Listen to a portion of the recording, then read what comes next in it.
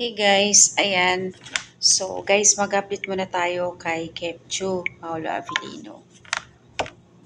Naman din sasabihin na kahit ako personal nalungkot din ako kasi syempre yung expected natin na Feb 12, kahit sa ibang mga probinsya, kumbaga naglaan sila ng time as in magpa-block screening. So ang daming talagang sumuporta.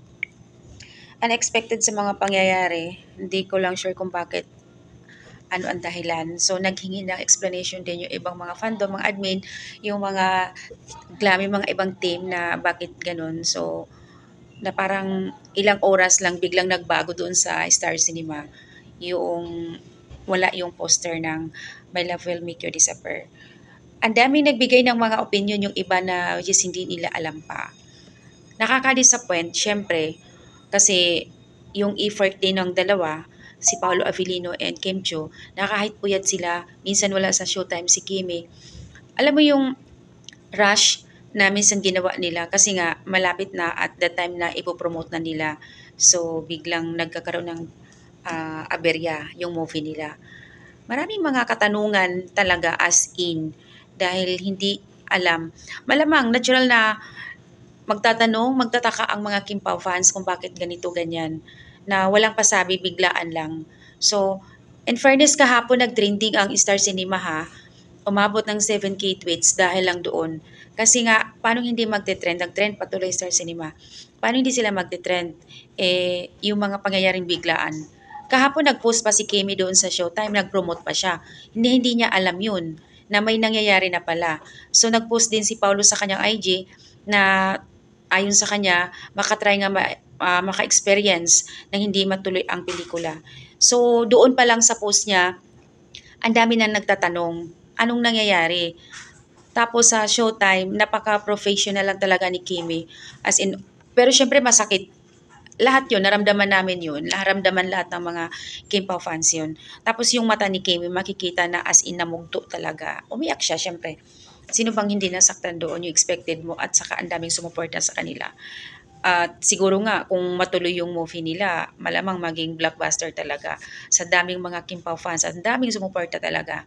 So, ayun, yung post naman ni Paulo kahapon, na-remove na yun sa IG niya. At syempre, kumakalat na rin sa social media. At isa pa yung, ah, ang hirap kasi alam naman natin lahat, mga Kim Pao fans, na isang sikat nga vlogger nga, malaman lang niya na hindi matuloy yung movie. Although wala siyang pinangalanan na ganun, kaya lang kasi yung post niya something cryptic post. Deserve. Bigla akong natatawa. Parang ganun. So, nagigilty din, katulad din sa ibang mga Kim Pao fans, nagigilty din sila na bakit ganun bigla ang post din ng isa. Na alam naman paano hindi mag-react. Alam naman natin lahat na siya may lamat na talaga sa fandom na ito dahil sa pag-post niya noon na hindi rin maganda na pinagkukumpara niya yung degree about Chinita Princess and Janine Gutierrez. So, which is nagkakaroon ng lamat. Kaya every time na may post, nakarelate din yung mga Kim Pao fans na iniisip nila yung pasaran niya para sa fandom na ito. So, hindi rin nila masisisi guys kung bakit ganun na lang yung reaction din ng mga Kim Pao fans doon sa nagpo-post na iyon. Ang daming nakikialam, promise. Ang daming nakikialam. So, ayan, eto may post. Gusto ko lang naman din basahin.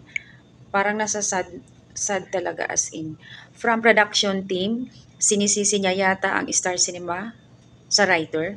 Talaga ba, Star Cinema? Or palusot lang? So, ayan, hindi talaga maiwasan na maglabas ng saloobin ang ibang mga lalo na yung mga nasa likod ng kamera, yung mga staff, di ba? Ang hirap. Bago po kami mag-shoot, nakalatag na po lahat yan. Alam na namin na kung ano yung magiging flow ng kwento. Kaya tigilan nyo na at hindi pumasa sa mga heads yan. Hindi biro ang trabaho, lalo na yung mga staff. Unang-una, yung huli kami umuwi kaysa sa mga artista at director. Hindi biro yung trabaho namin tapos ganun lang. Until now, wala pang na-release ang Star Cinema statement kung ano po yung nangyayari. Aside dyan, yung brain brainstorming pa, constant every now and then after shoot, binaback up pa yung mga files sent agad sa client production kung okay ang shoots or yung pagdi-deliver ng lines. Di naman pocho-pocho yun. As in, ang gagalingan ng mga memes. Kaya tigilan nyo na kung ano yung mga nasa isip nyo. So guys, may kanya-kanyang opinion ang mga tao talaga. Ang hirap. Kaya to the people behind the camera, sending hugs and love to all. At alam na namin na sobrang mahal kayo ng Kim Pao. Kawawa rin yung nasa likod ng camera, in fairness naman.